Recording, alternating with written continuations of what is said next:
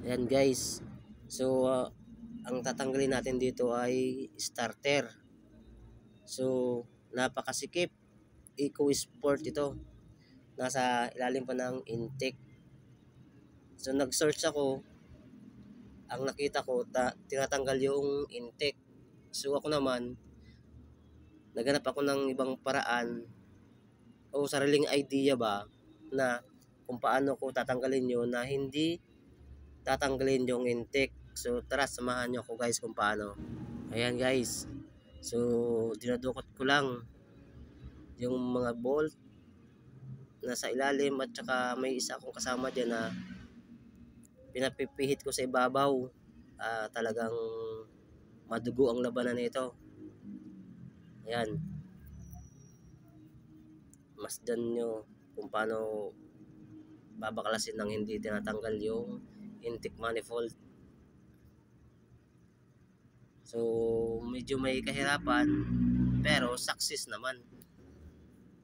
Hindi naman talaga dapat may sariling dapat idea. Ayan, sa part na yan ay tatanggalin ko ang oil filter. Kasi yung starter na yon natanggal na yung bolt na dalawang bolt. So ito na lang starter ang tatanggalin natin. Ayan. Pinihit ko na nga dyan ng kamay. At saka kailangan natin sahuran yan kasi yung langis, may langis yan na konti. Ayan.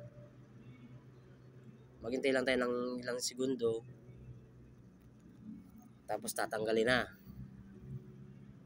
Kasi dyan natin padadaanin yung starter.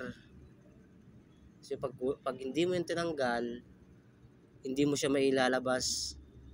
So kailangan mo talaga itong tanggalin. Ganyan lang guys yung pagtatanggal ng starter sa Eco Sport. Sariling idea. Ayan na guys. Success. Natanggal ng hindi inaalis yung intake. Nakuha natin ang pinaka main target natin na starter. So kailangan natin palitan ng bago yung starter na yan.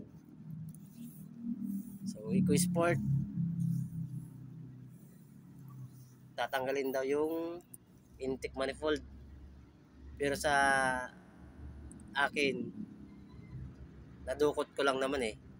So may kahirapan nga. Tsaga lang mga guys kung paano tanggalin yung starter.